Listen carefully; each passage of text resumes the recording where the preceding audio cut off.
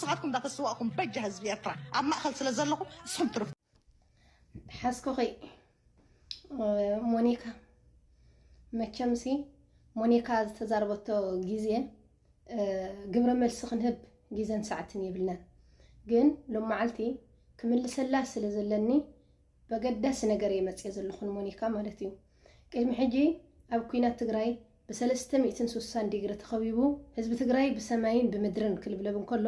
ክትቃጸል የዝደልየካ ካብ ገጽ ምድሪ ክጠፍ የዝደልየካ ህዝቢ ትግራይ እናበለት ትእውይ ዝነበረት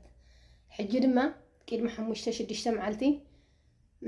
ስለ 1.5 ሚልዮን ህዝቢ አልዒላ ክትዛረብ ስለ ሰማዕ ሁዋ ምኽንያቱ 1.5 ሚልዮን ህዝቢ አበሳ ዘይብሉ ኣብ መገዛ መሬቱ ኣብ መገዛ ርስቱ ኣብ ዓዱ ብዓማጺ ገባቲ ብናይ ምዕራባውያን ድሮን ይኹን ብኣጋር ሰራዊት ይኹን ኣብ መገዛ ዓዱ ዝተጨፍጨፈ ህዝቢ አልዒላ ትዛረብ ስለ ሰማዕ ሁዋ ይግብረ መልሲ ከባ መጽየ ማለት እዩ ምኽንያቱ ሞኒካ ካብ 24 ሰዓት 1.5 ሚልዮን ትብሊ 4 ዓመት ገርኪ ኣብ መልሓስ ከተወቂጣ 1.5 ሚልዮን ክትብሊ 1.5 ሚልዮን ባዕልና ስለ ዝነገርና ኪና 1.5 ሚልዮን ህዝብና ኸዓነ ኣብ መገዛ ዓዱ እዩ ሞይቱ ኣብ ጎረቤት ሃገር ይኩንን ሞይቱ ክሰርቕ ኣይኩንን ሞይቱ መስዋዕትና ስለ ዘይሕፍረና ኣብ ኣደባባይ ወፂና ክቡር መርድእ ስለ ዝተረድአና ንስኸ ሰሚዑ ኸዮ ምኽንያቱ ኩናት ህዝቢ ይበልዕ ምዃኑ ጽቡቕ ጌር ክትፈልጥኺ ምኽንያቱ 1.5 ሚልዮን ይክትላገጸልኹ እምበር ወየዳ ዓሻ ኮይንኹ እምበር ኣብ ኩናት ትግራይ መእለያ ዘይብሎም ዕሻላት ኣሕዋትኩ እውን ጠፊኦም እዮም ስለናቶም ግን ኣይትዛረብን ስለ 1.5 ሚልዮን ህዝቢ ትግራይ ክትዛረቢ 1.5 ሚልዮን ህዝብና ንሕና ስዋኣትናን ስንኩላትናን ቆፂርና ፈሊጥና ኢና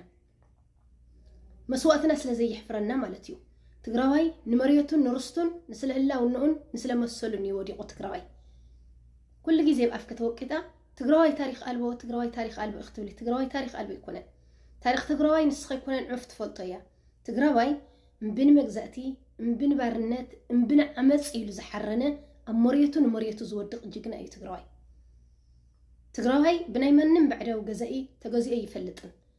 ኣቦታትና ንጣልያን የተገዝኡን ንሃይለ ስላሴ የተገዝኡን ንደርገ የተገዝኡን ንግብጽ የተገዝኡን ሕጂ ድማ ንሸውዓተ ሃገራት ኣይተገዛእና ንሕና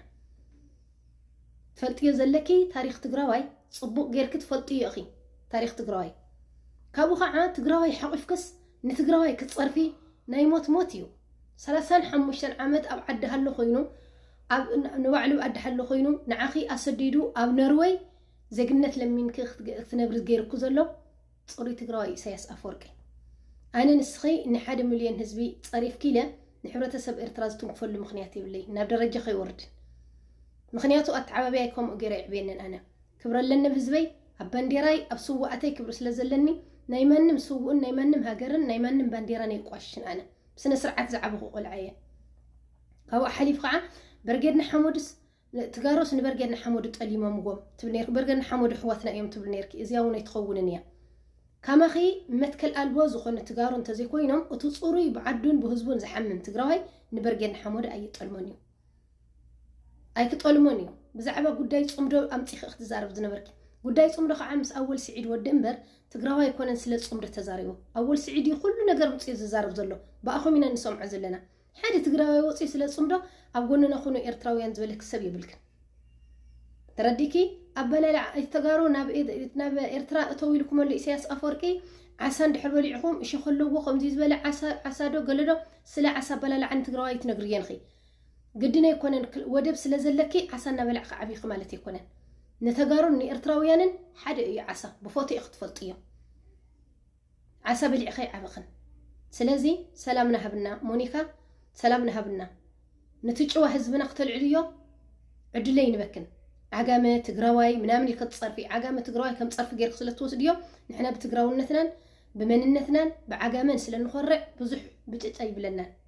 ብቻ ግን 1.5 ሚልዮን ይክተልዕል ኸልኽ ግን ይቆጨና እዩ ዓሻ ዳእ ኮይንክ እምበር ትግራዋይ ጥራሕ ይኮነን ጠፊኡ ኩናት ትግራይ ዓሻ ኮይንክ እምበር ተረዲኪ ስለዚ ታሪኽ ትግራዋይ ንስኸ ትነኽእዮ ንስኸ ተልዕልዮ ንስኸ ትላገጹሉ ኣይኮነን ትግራዋይ ካሊእ እዩ ከምቲ ንስኸ ትንዕቕዮን ከምቲ ንስኸ ትላገጽዮን ኣይኮነን ትፈልጥ ዘለክ ሞኒካ ተረዲኪ እንድሕር ደኣ ብህዝብና መፂኽና ግብረ መልሲ ክንህብ ክንግደድ ኢና ተረዲኪ ብዛዕባ ካልእ ግን ንዓኺ ክንምልሰልኪ ግዜን ሰዓትን የብልናን ኣብ ሚድያ ስለ